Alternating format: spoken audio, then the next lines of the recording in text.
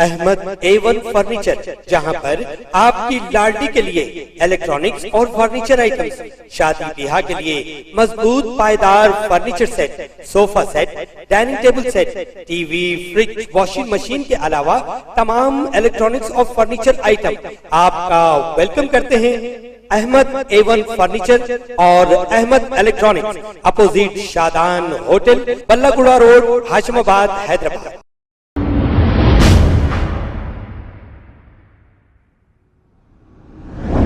हमको हमेशा खास तौर से मुसलमानों को ये कहा जाता है कि आप अपने वोट का सही इस्तेमाल करो। अब जब असेंबली का इलेक्शन करीब आ रहा है तो ये जो हमारे मुसलमानों के दरमियान में जो इन बड़ी बड़ी पार्टियों के दल्ले हैं, वो आपके दरमियान में आकर मुसलमानों से शैतान जिस तरह एक इंसान के कान में खुसखुस करता है, उस तरह आकर कहेंगे कि भाइयों, ये इलेक्शन हमारी जिंदगी मौत का इलेक्शन है। अपने वोट का इस्तेमाल ओवैसी के हक में मत करो, वरना वोट का इस्तेमाल अगर ओवैसी के पार्टी के हक में करोगे तो वोट डिवाइड हो जाएगा। मैं उन तमाम लोगों से कह रहा हूं, तुम इब्लीस की तरह कानों में जाकर ये मत पढ़ो, बल्कि आओ हमसे बात करके बताओ हमको, हम तुमको दलील देंगे। दलाइल की बुनियाद पर हम इनको बता देंगे कि मुसलमानों के वोट की वजह से बीजेपी नहीं जीत रही है।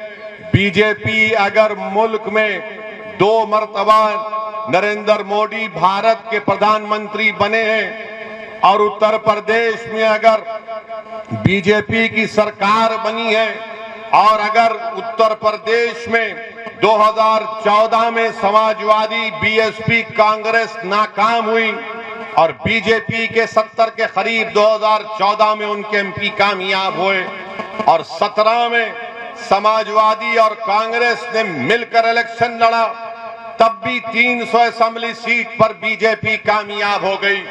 19 का इलेक्शन आया पार्लियामेंट का 2019 का, तो समाजवादी और बीएसपी मिलकर लड़े, तब भी सिर्फ 15 लोकसभा की सीट पर कामयाबी हासिल करे।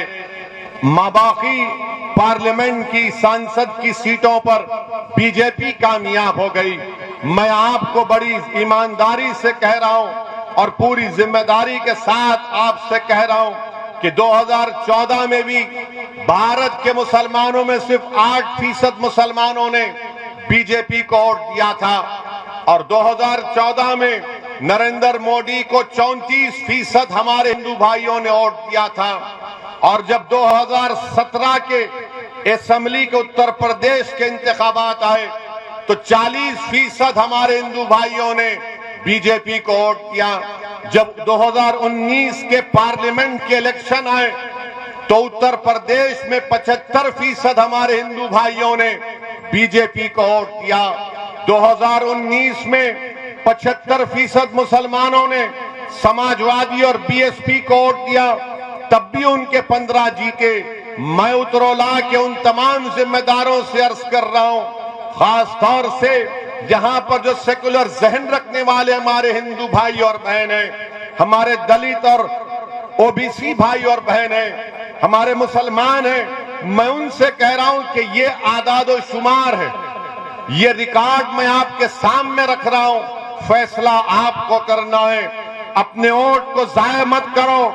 याद रखो, अगर आप उतरौला से डॉक्टर अब्दुल मन्नान को कामयाब करेंगे तो यकीनन बातिल तूफानों में आप एक चिराग को रोशन करने के बराबर होगा। ये फिरका परस्ती के सैलाब में डॉक्टर अब्दुल मन्नान की कामयाबी एक उम्मीद की किरण नजर आएगी, न सिर्फ उतरौला की आवाम और जनता के लिए, बल्कि वो सेकुलर जहन रखने वाले उन तमाम भारत के लोगों को जिनके दिलों में आज भी गांधी, अंबेडकर की मोहब्बत बरकरार है।